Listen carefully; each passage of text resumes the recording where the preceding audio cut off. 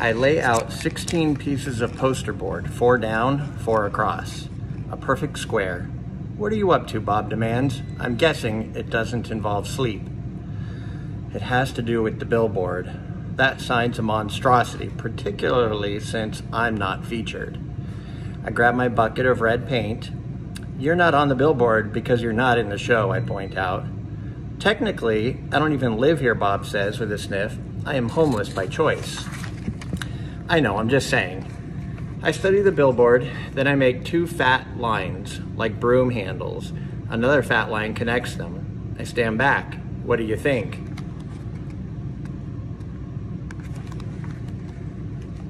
What is it? No, wait, let me guess. A ladder. Not a ladder, I say, a letter. At least I think, excuse me, that's what they're called. I have to make 3 more. Bob huddles up next to Not Tag. Why, he asks, yawning. Because then I'll have a word, a very important word. I dip my fingers into the paint. What word, Bob asks. Home. Bob closes his eyes. That's not so important, he says quietly. All day long, I knuckle walk circles around my cage. I'm so nervous I can't nap. I can't even eat. Well, not very much anyway. I'm ready to show Julia what I've made. It has to be Julia. She's an artist. Surely she'll truly look at my painting. She won't notice the smudges and tears. She won't care if the pieces don't quite fit together. She'll see past all of that.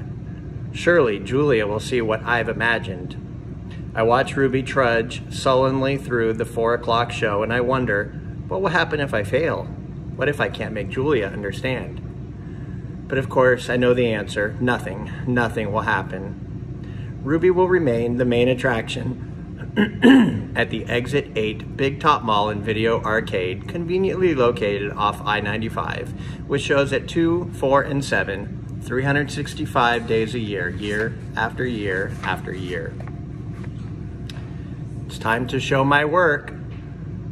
The mall is silent, except for Thelma, the macaw, is practicing a new phrase. Uh-oh. Julia is finishing her homework. George is sweeping outside. Mac has gone home for the night. I grab Not Tag and carefully pull out the folded papers. So many paintings, page after page, piece after piece of my giant puzzle.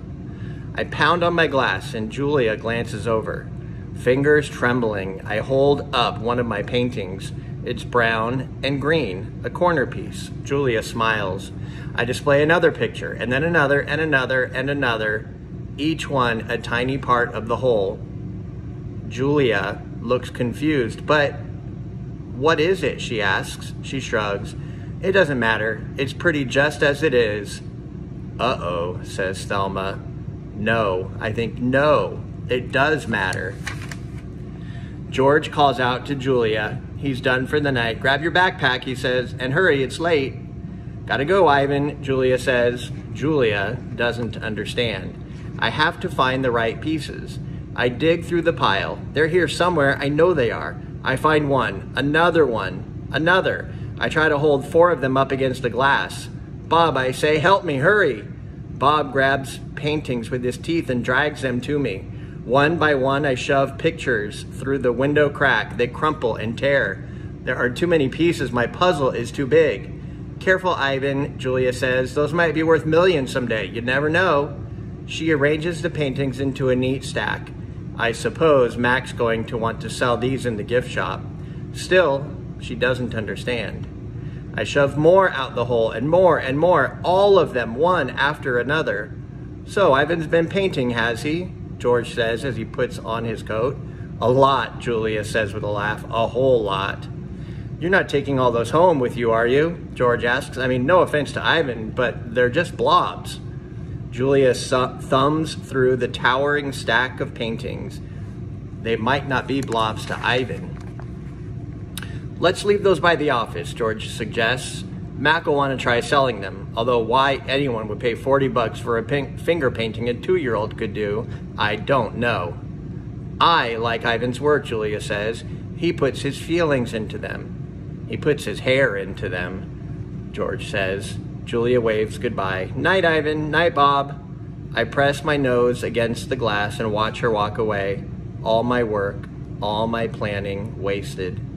I look at Ruby sleeping soundly, and suddenly I know she'll never leave the Big Top Mall. She'll be here forever, just like Stella. I can't let Ruby be another one and only. Often, when visitors come to see me, they beat their hands against their puny chests, pretending to be me. They pound away, soundless as the wet wings of a new butterfly. The chest beating of a mad gorilla is not something you ever want to hear, not even if you're wearing earplugs. Not even if you're 3 miles away and wearing earplugs. A real chest beating sends the whole jungle running, as if the sky has broken up, as if men with guns are near. Thump, the sound, my sound, echoes through the wall. George and Julia spin around. Julia drops her backpack. George drops his keys. The pile of pictures go flying. Thump, thump, thump. I bounce off the walls. I screech and bellow. I beat and beat and beat my chest. Bob hides under Not Tag, his paws over his ears. I'm angry at last. I have someone to protect. After a long while, I grow quiet. I sit. It's hard work being angry. Julia looks at me with wide, disbelieving eyes. I'm panting. I'm a little out of shape. What the heck was that? George demands. Something's really wrong, Julia says. I've never seen Ivan act this way. He seems to be calming down, thank goodness, George says. Julia shakes her head. He's still upset, Dad. Look at his eyes. My pictures are scattered all over the floor. Huge autumn leaves. What a mess, George says, sighing. Wish I hadn't bothered sweeping tonight. Do you think Ivan's okay? Julia asks. Probably just a temper tantrum, George says. He reaches under a chair to retrieve a brown and red picture. Can't say I blame the guy, stuck in that tiny cage all these years. Julia starts to answer, but then she freezes. She cocks her head.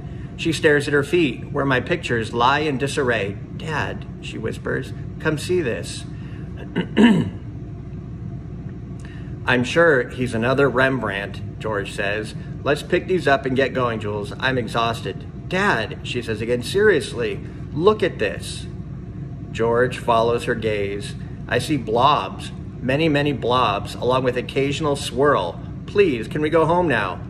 That's an H, Dad. Julia kneels down, straightening one picture, then another. That's an H. And here, she grabs more pictures. Put this one here. And I don't know, maybe that one. You have an E. George rubs his eyes.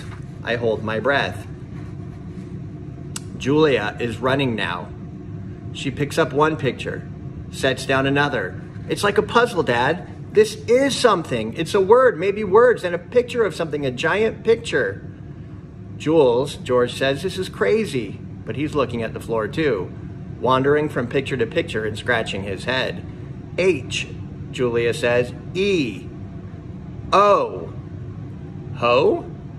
Julia chews her lower lip. H-E-O. And that looks like an I. H-E-O-I. George writes in the air with his finger. I-E-O-H. Not the letter, an actual I. And that's a foot, or maybe a tree and a trunk. Dad, I think that's a trunk. Julia runs to my window. Ivan, she whispers, what did you make?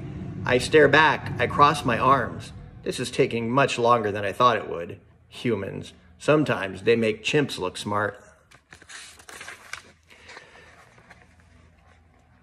Julia and George take the pictures to the ring where there's no room to see them at all.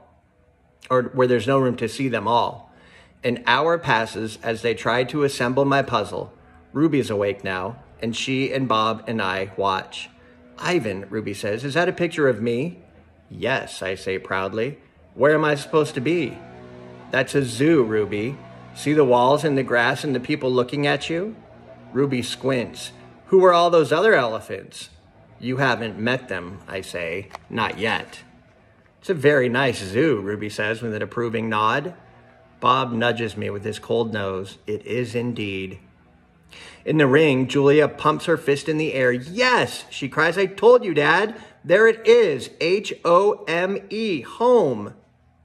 George gazes at the letters. He spins around to look at me. Maybe it's just a coincidence, Jules. You know, a once in a trillion kind of thing. Like that old saying about the chimp and the typewriter. Give him long enough and he'll write a novel. I make a grumbling noise, as if a chimp could write a letter, let alone a book. Then how do you explain the rest of it, Julia demands. The picture of Ruby in the zoo. How do you know it's a zoo, George asks.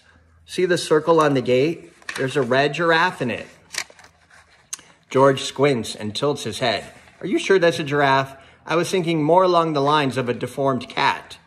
It's the logo for the zoo, Dad. It's on all their signs. Explain that. George gives her a helpless smile. I can't begin to. I'm just saying there has to be a logical explanation. Look how big this is. Julia puts the last piece of Ruby's right ear into place. It's huge. It is definitely large, George agrees. Julia watches me. She chews on her thumbnail. I see the question in her eyes. She turns back to the paintings and stares at them, looking, truly looking. A slow smile dawns on Julia's face. Dad, she says, I have an idea. A big idea. Julia races around the edge of my painting, her arms spread wide, billboard big. I'm not following you. I think this is meant to be on a billboard. That's what Ivan wants. George crosses his chest, arms over his chest. What Ivan wants, he repeats slowly. And you know this because you two have been chatting? Because I'm an artist, and he is an artist. Uh-huh, says George. Julia clasps her hand together. Come on, Dad, I'm begging you. George shakes his head. No way, I'm not doing that. No billboard, no way. I'll get the ladder, Julia says. You get the glue. I know it's dark out, but the billboard's lit. Mac will fire me, Jules. Julia considers. But think of the publicity, Dad. Everybody would know about Ruby. You want me to put up a sign that shows Ruby in a zoo with the word home on it in giant letters. George gestures toward my pictures. A sign, incidentally, that just happens to have made by a gorilla? Exactly. And you want me to do it without Mac's permission, George asks. Exactly. No, George says, no way. Julia goes to the edge of the ring, careful not to step on any of my paintings. She picks up Mac's claw stick. She walks back and hands it to her father. George runs a finger along the blade. She's just a baby, Dad. Don't you want to help her? But how would it help, Jules? Even if lots of people see Ivan's sign, it doesn't mean anything's going to change. I'm not exactly sure yet. Julia shakes her head. Maybe people will see the sign and they'll know this isn't where Ruby belongs. Maybe they'll want to help too. George sighs. He looks at Ruby. She waves her trunk. It's a matter of principle, Dad. Principle. Dad, Julia says softly, what if Ruby ends up like Stella? George looks at me, at Ruby, at Julia. He drops the claw stick. The ladder, he says quietly, is in the storage locker. I watch Mac's car slam to a halt in the parking lot. He leaps out. He stares at the billboard. His jaw is open. He doesn't move for a long time. A mad gorilla is loud, but a mad human can be loud too, especially when he is throwing chairs and turning over tables and breaking the cotton candy machine. Mac is kicking a trash can across the food court when the phone rings. He answers it, red-faced and sweating. What the? He demands. He glares at me. I don't know what he starts to say, but then he stops to listen. Who? Julia who? He asks. Oh, sure, George's kid. She's the one who called you? More talking. With the phone to his ear, Mac comes closer to my cage, eyeing me suspiciously. Yeah, he says. He paints. Sure. We've been selling his art for quite a while now. There is another long pause. Yeah, absolutely. It was my idea. Mac nods. A smile starts at the corners of his mouth. Photos? No problem. You want to see him in action? Come on down. Have a look. We're open 365 days a year. Can't miss us. We're off of I-95. Mac picks up the overturned trash can. Yeah, I think you'll be adding more pictures. It's what do you call it? A work in progress. When the call is done, Mac shakes his head. Impossible, he says. An hour later, a man with a camera comes to take my picture. He is from the local paper, the one Julia called. How about you take one with the elephant, Mac suggests. He drapes his arms around Ruby's back, grinning as the camera clicks. Perfect, the man says. Perfect, Mac agrees. A photo of my billboard is in the newspaper. Mac tapes a story onto my window. Each day, more curious people arrive. They park in front of the billboard. They point and shake their heads. They take photos. Then they come into the mall and buy my paintings. While visitors watch, I dip my hands into fresh buckets of paint. I make pictures for the gift shop and pictures to add to the billboard. Trees with birds, a newborn elephant with glittering black eyes, a squirrel, a bluebird, a worm. I can even paint Bob so he can be on the billboard too. I can tell he likes the pictures, although he says I didn't quite capture his distinguished nose. Every afternoon, Mac and George add my new pictures to the billboard. People slow their cars while they work. Drivers honk and wave. My gift shop pictures now sell for $65 with a frame. I have new names. People call me the ape artist, the primate Picasso. I have visitors from morning till night, and so does Ruby. But nothing's changed for her. Every day at 2, 4, and 7, Ruby plods through the sawdust with Snickers on her back. Every night she has bad dreams. Bob, I say, after I've soothed Ruby to sleep with the story, my idea isn't working. Bob opens one eye. Be patient. I'm tired of being patient, I say.